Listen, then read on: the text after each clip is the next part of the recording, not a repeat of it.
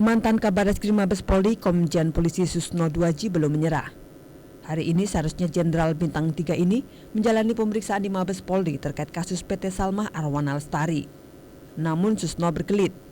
Tim kuasa hukum Susno menduga pemanggilan kliennya kali ini cuma jebakan untuk menahan sang mantan Kabar Reskrim. Mereka khawatir setelah pemeriksaan Susno Duaji bakal dijerat menjadi tersangka dan langsung ditahan. Mereka juga mempermasalahkan surat pemanggilan yang tidak jelas. Dalam pemanggilan itu memang disebutkan Susno akan dijadikan saksi dalam kasus PT Salmah Arwana Lestari, namun tidak dicantumkan nama tersangkanya. Sangkaan kuasa hukum Susno makin kuat karena dalam sidang Kompol Arafat Enani sehari sebelumnya tertangkap kesan kuat untuk menyudutkan Susno. Tim kuasa hukum Susno antara lain Henry Yonsodiningrat, M.A. Segaf, dan Ari Yusuf Amir kemudian mendatangi gedung Kabar Reskrim. Kepada Kabar Reskrim, kuasa hukum Susno mengatakan klien mereka tidak dapat hadir dalam pemeriksaan karena surat pemanggilan tidak jelas. Keputusan ini semakin bulat karena Kabar Reskrim tidak mampu memberikan jaminan bahwa Susno tidak akan ditahan.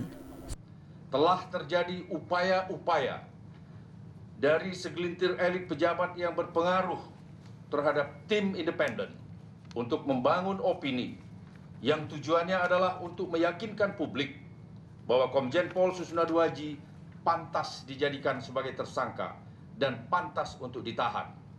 Tujuan utamanya adalah untuk melakukan pembunuhan karakter terhadap Komjen Pol Susno Duaji. Sementara Susno mengendus adanya rekayasa dalam penanganan kasus Arwana.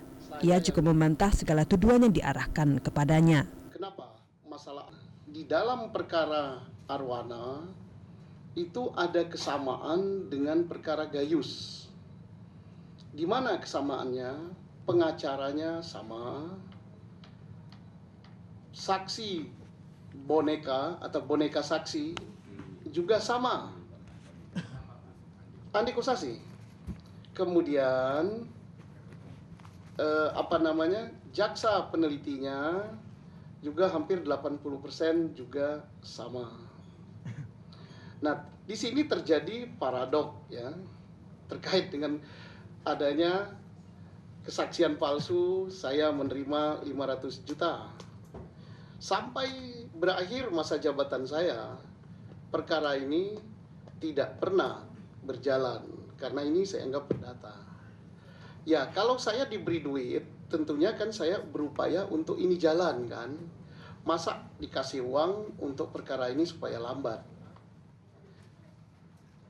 Karena perkara ini disebutkan oleh Sahril Johan terkait dengan petinggi Polri. Saya ulangi, pemilik sahamnya itu adalah petinggi Polri.